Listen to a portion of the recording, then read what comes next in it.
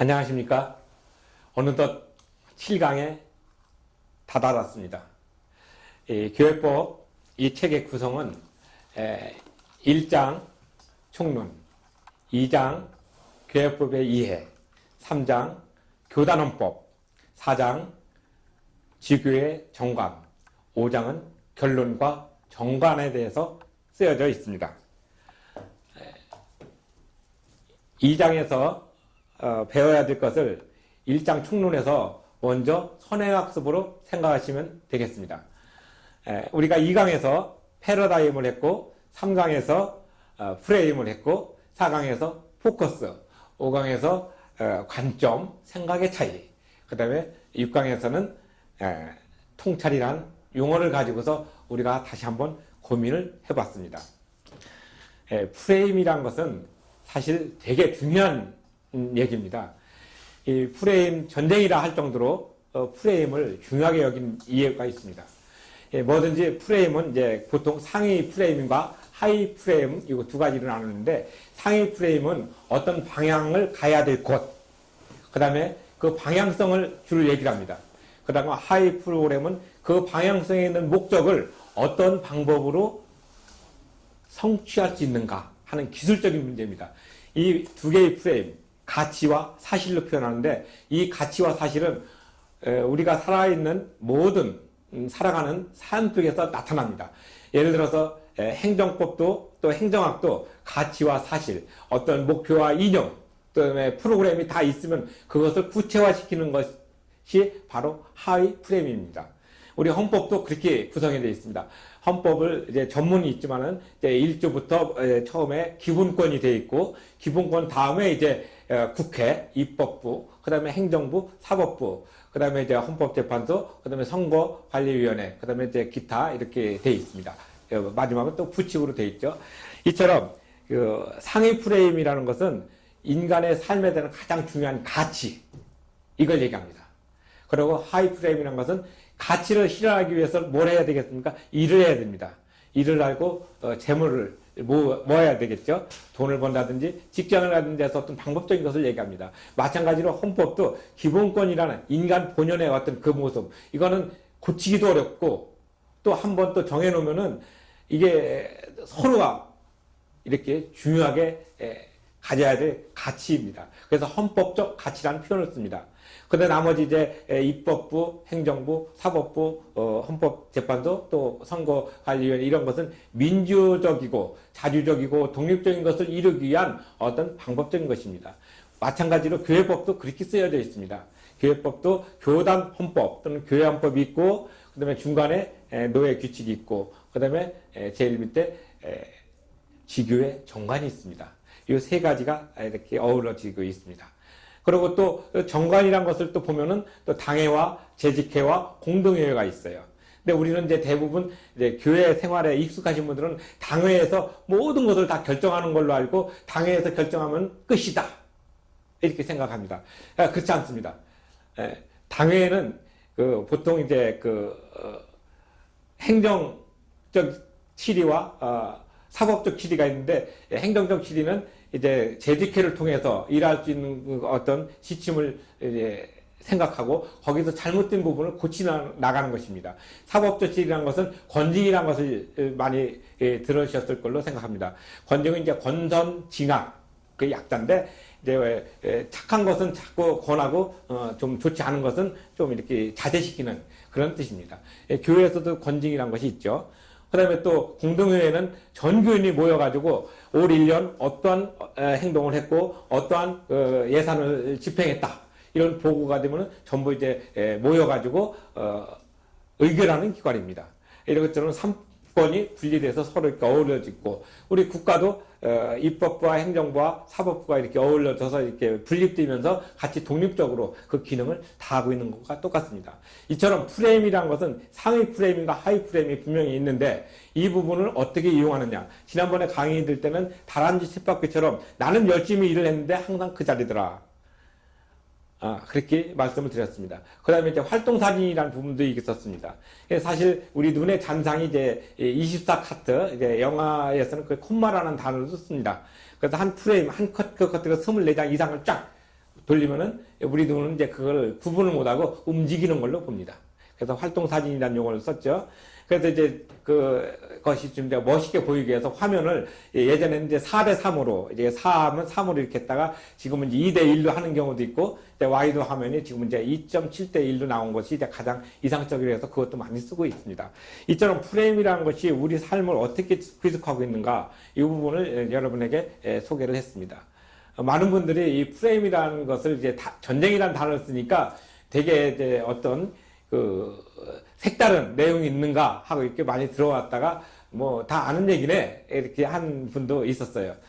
우리 친구들도 그걸 이제 저한테 이제 그런 얘기를 해주더라고요. 이 프레임이 과연 우리 삶에서 얼마만큼 실질적으로 구축하고 있는가 이런 것을 이제 한번 신뢰를 들어달라. 그래서 이제 제가 이제 방송에서는 그게 너무 길다. 그리고 또 그것을 이해하려면은 그 프레임 하나만 가지고도 실제적으로 한 6개월 정도 이렇게 공부를 해야 되는 방대한 부분이다. 왜냐면은 이제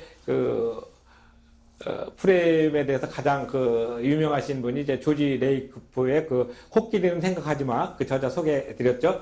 거기에서 이제 프레임은 이제 어떤 해석학적인 것을, 언어학적인 것을 우리가 어떻게 받아들이는가, 그걸 얘기하는 거거든요. 그러니까 예를 들어서 이 컵이 있습니다. 이 컵에 이제 보니까 물이 시원하고 맛있다. 나는 따뜻한 물을 먹었는데 그렇게 표현하는 사람도 있어요. 그것도 어떤 사람은 컵에 물이 이거 반밖에 없잖아. 이렇게 좀 부정적인 생각을 하는 사람이 있고 컵이 아직도 반이나 남았네? 이렇게 긍정적으로 얘기하는 사람도 있어요.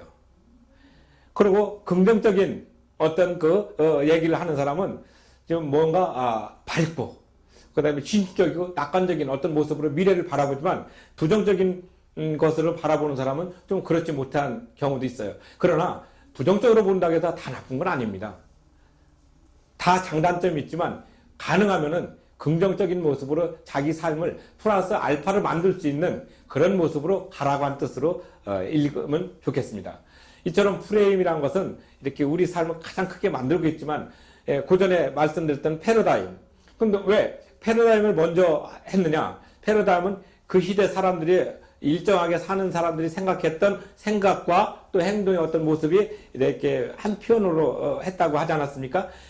사실 제 프레임보다는 조금 하이적인 용어로 쓰고 있지만은 패러다임은 또 패러다임대로 그 지역 부분 또 어떤 공동체에 적절한 어떤 기준을 마련해주고 있습니다.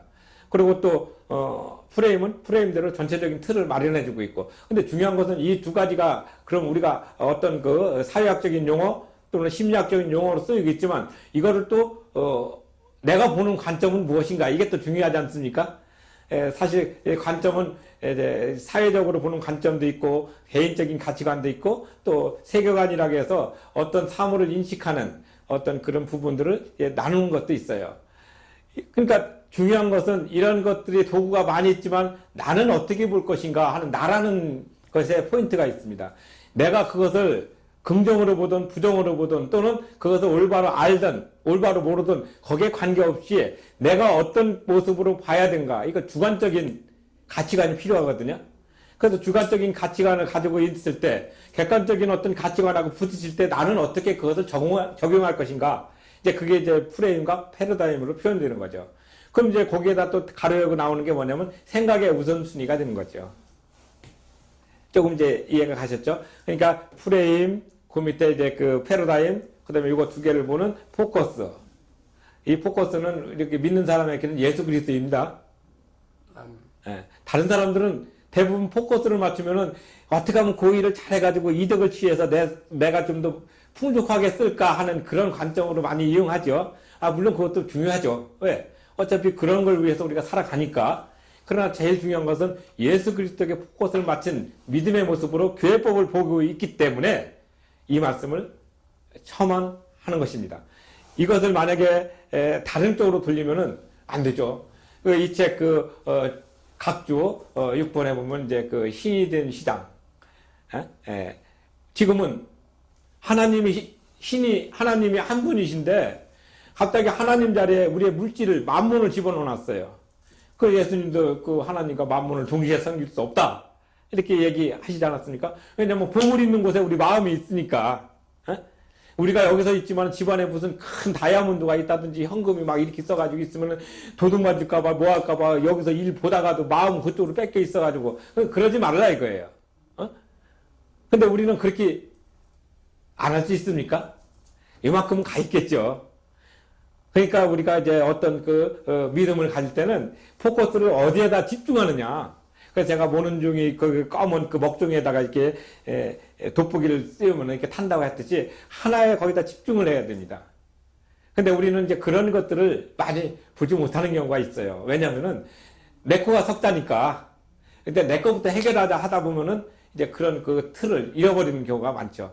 근데 거기에 이제 같이 이제 우리가 지금 다시 한번 말씀드리는 프레임, 패러다임, 포커스, 생각의 우선다. 이게 다 따로 움직여지는 게 아닙니다. 강의는 따로 했지만 이게 동시에 이루어지는 부분이거든요. 이제 이해가 가시겠죠? 그렇기 때문에 우리가 어떤 것을 순간적으로 판단할 때 어떤 프레임으로 볼 것이냐, 또 어떤 패러다임에 속해 있느냐, 그러면 어디에다가 집중할 것이냐. 그래서 요즘 나오는 게 뭡니까? 선택과 집중이에요. 그죠? 어떤 일을 선택했든 거기에 집중을 해야지 이거 선택하고 이쪽으로 간다 하면 안 되지 않습니까? 그 예수님도 그런 얘기를 많이 하셔요. 그 쟁기를 잡고 뒤돌아보면 안 된다고. 일을 열심히 할 때는 일을 열심히 해야 되는데 또 딴 거 없나 이렇게 쳐다보는 경우가 많거든요. 결국은 하나의 포인트를 잘 맞춰야 되는 이런 모든 것들이 연상적으로 일어나는 겁니다. 그래서 우리가 이런 것들을 하나의 그 어떤 순간적으로 동시에 탁 판단이 돼야 되고 또 선택을 해야 되는 부분인데 우리는 이러한 것들이 그건 이런 프레임, 이건 이런 패러다임, 이건 이런 관점 이렇게 다 나눠서 보는 건 그러다 보면 이제 어떤 것이 무엇인지 혼돈이 오죠. 그러면은 내가 왜 일을 했던가 또는 후회 또는 좌절감 또 새롭게 고치고 싶어도 시간이 너무 흘러가지고 고칠 수 없는 그런 부분들이 생겨요. 그러니까 이 개념 정리를 왜 해야 되는가 그리고 또 이 교회법에서 개념 정리가 왜 필요한가 이것은 눈에 보이는 하나님이 아니라 눈에 안 보이는 하나님의 모습을 보이는 모습으로 우리가 생각을 해야 되기 때문에 그러한 그 프레임과 패러다임과 포커스 관점을 동시에 보는 겁니다. 그래서 우리가 표현하는 대로 그 이현주 시인이 지은 책 시가 있어요. 빈들. 빈들이라는 걸 한번 보시면 거기 그렇게 나와요. 뭐 빈들에 서걱대는 수수밭입니다. 아무도 없습니다. 아무도 없다 그랬는데 아니 그런데 이게 누구입니까? 이렇게 채우는. 그러니까 우리가 생각할 때 이 공간은 비어있다고 하고 채워졌다면 이제 내가 이렇게 이 물체가 있을 때면 이 안 보이는 이것도 하나님의 능력으로 채워졌다 이렇게 표현하는 겁니다. 그래서 없이 계신 하나님. 우리가 생각할 때 표현할 때는 없다. 그러나 늘 계신 하나님. 이해가 가시죠? 바로 이겁니다. 하나님은 늘 그런 존재예요. 나 없다. 나는 안 보이니까. 그거 내가 느낄 수가 없으니까. 없다. 근데 늘 우리와 함께 우리 요 부분을 채우고 있어요. 이게 예수를 구세주로 고백하는 사람들의 프레임이 돼야 되고 관점이 돼야 되고 패러다임이 돼야 됩니다. 교회법 총론을 준비하면서 제일 고민했던 부분이 바로 이 부분입니다.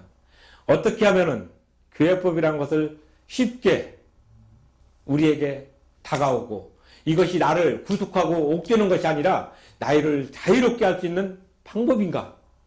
그러다 보니까 이 생각의 틀이, 생각의 도구가 먼저 선행되지 않으면 도저히 교회법을 이해할 수가 없겠더라 하는 결론에 도달했습니다.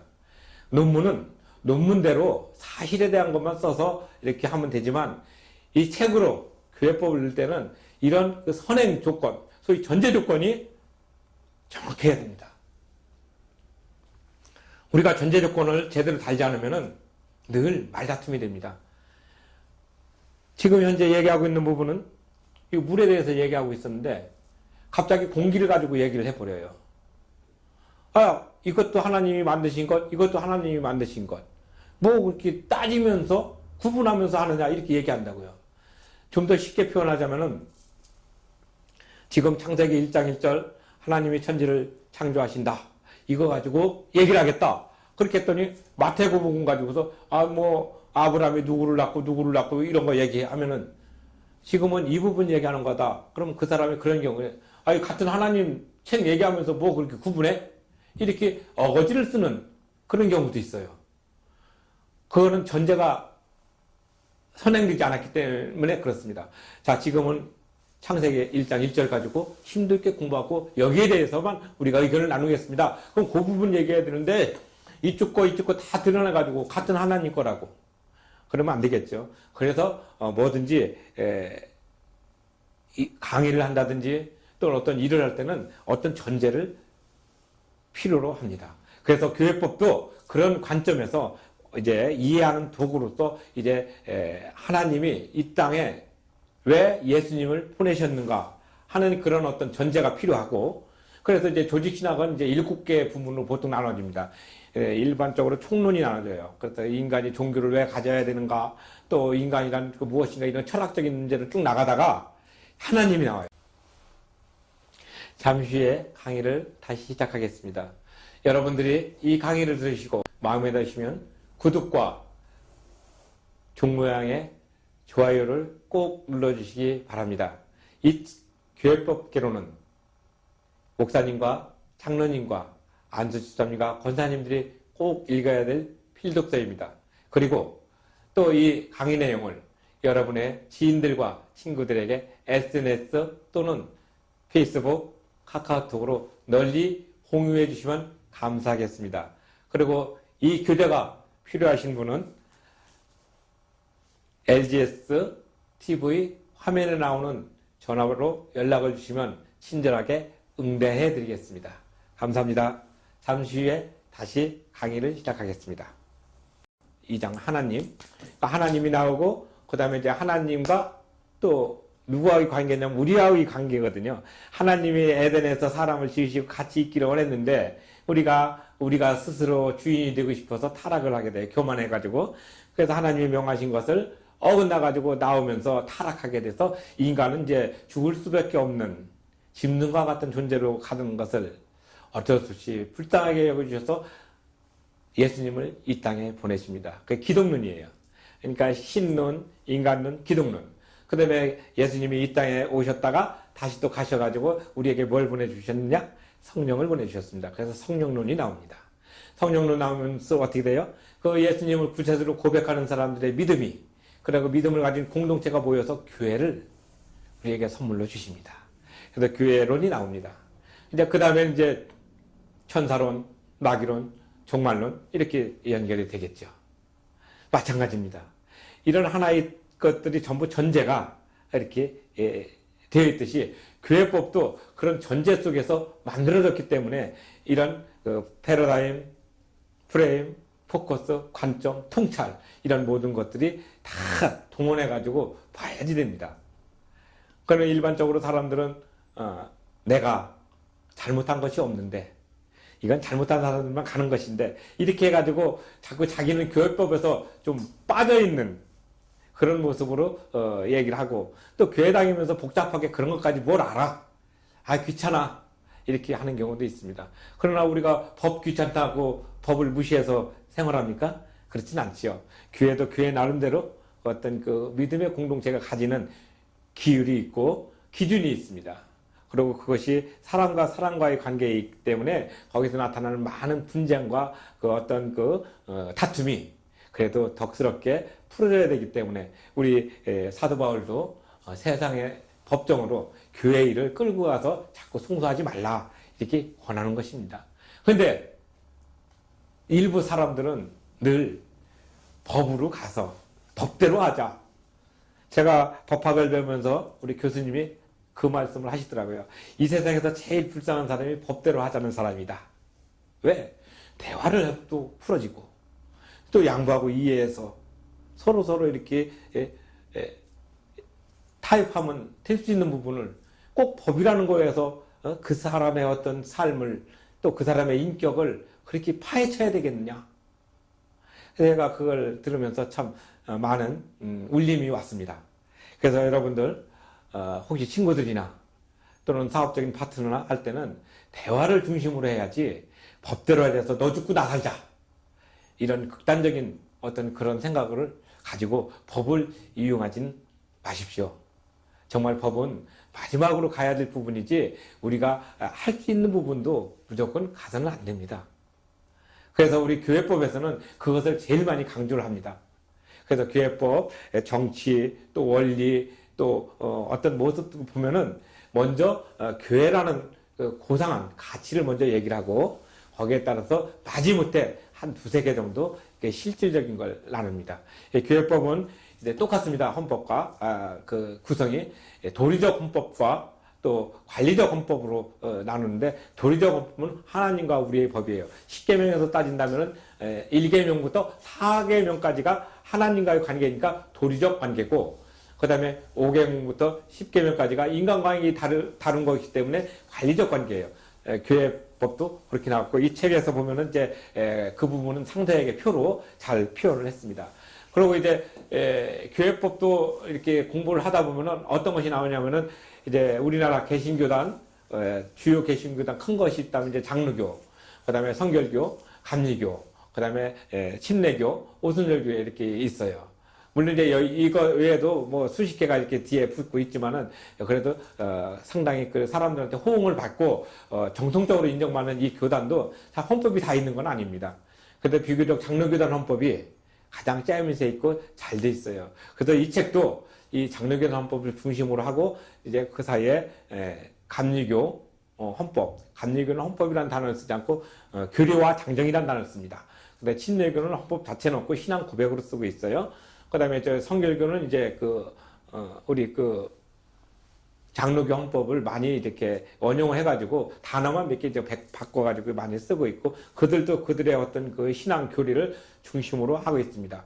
왜냐하면 이제 요한 웨슬레와 또 그 사람들이 이제 절대적인 어떤 신의와 성결과 또 순결과 무사 또 뭐 여러 가지 이런 것들을 이제 기독교적인 가치를 이제 적당하게 이렇게 삼아가지고 했지만, 장로교 헌법은 그런 가치보다는 실질적인 부분을 짜임새 있게 해놨기 때문에 이 책에서도 장로교 헌법을 중심으로, 특히 합동과 통합 두 헌법을 중심으로 정리했습니다.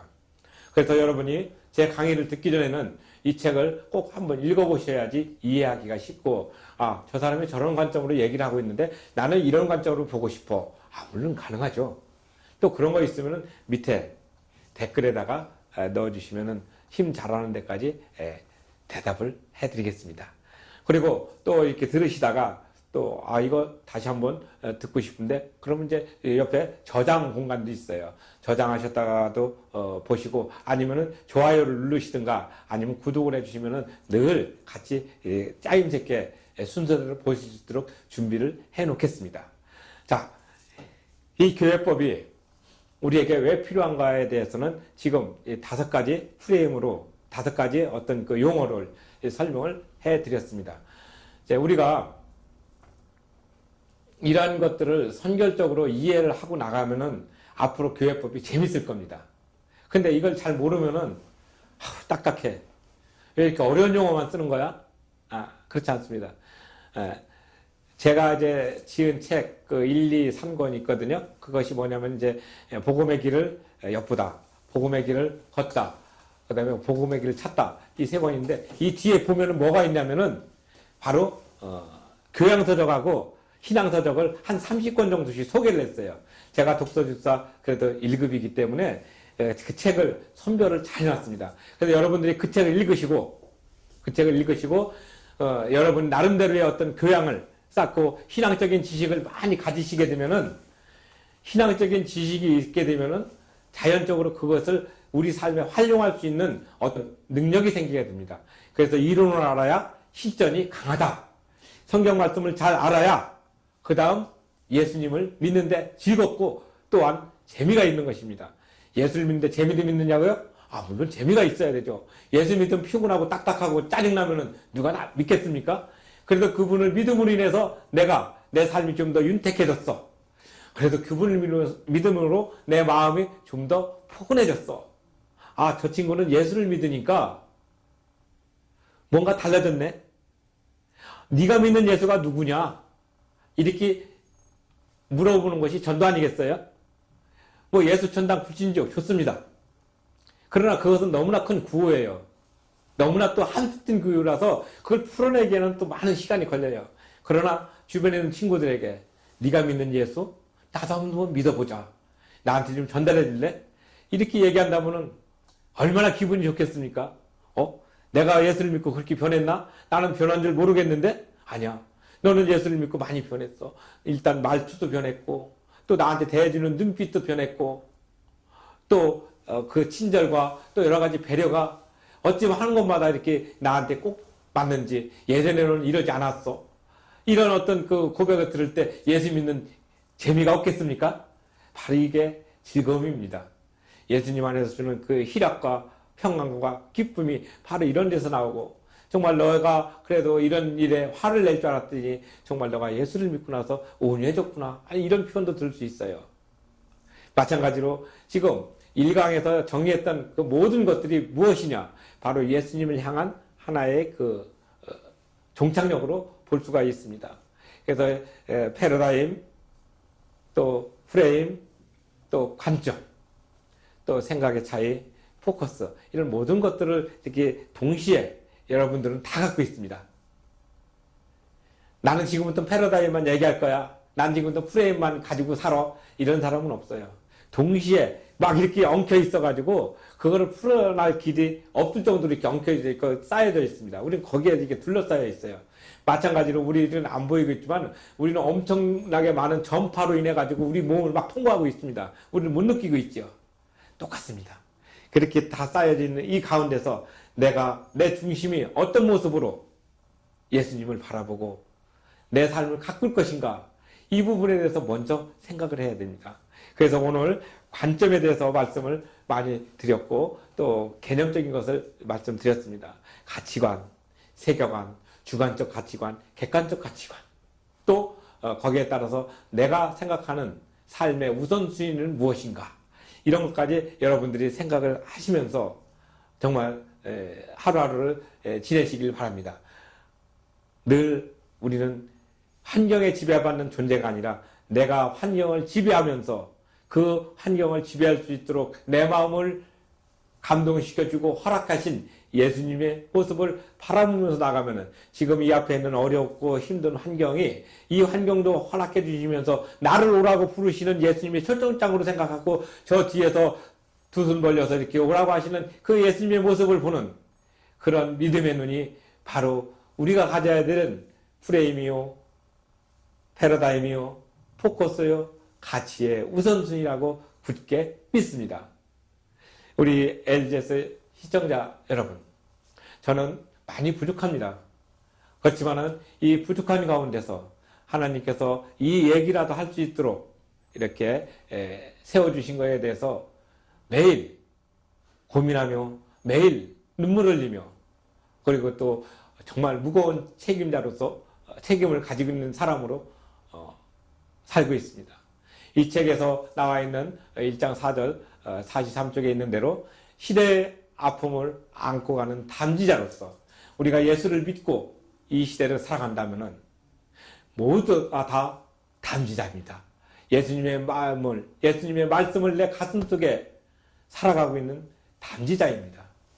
그래서 우리는 이 담지자의 삶을 가지고 살 때 지금은 힘들고 또 우리 한국 기독교가 여러 가지로 사회적인 어떤 문제를 가지고 있는 집단으로 또 그룹으로 인정을 하고 있다고 하지만 그 속에서도 역사하시는 하나님의 능력을 우리가 먼저 극복해 나갈 수 있고 정말 그렇게 나간다면 지금은 약간의 어려움이지만 이것을 또 통해서 더 높은 길로 더 좋은 길로 이끌어 주시려고 하는 하나님의 놀라운 계획에 동참하는 그런 모습으로 오늘을 준비해야 되지 않겠습니까? 늘 그런 기쁨 속에 우리가 살아가면 또 그런 기쁨 속에 우리가 생활을 하면 또 우리 주변에 있는 사람들과 모든 것들이 다 행복과 사랑으로 주님을 찬양하게 될 것입니다. 오늘 다시 한번 말씀드립니다.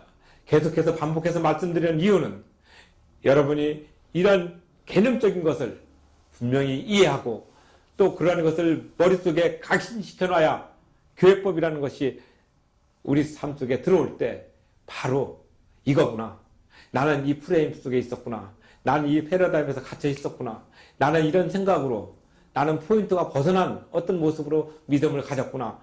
또는 내가 우리 믿는 동역자들에게 내가 이런 부분에 대해서 잘못 얘기해줬구나 하는 것들을 깨달을 수 있는 계기가 되기 때문에 그렇습니다.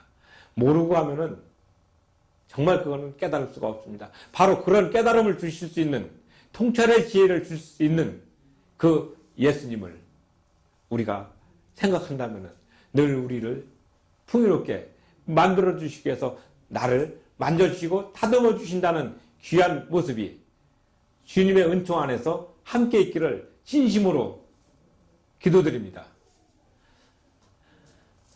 지금까지 시청해 주셔서 대단히 감사합니다. 다음 시간에 다시 뵙겠습니다.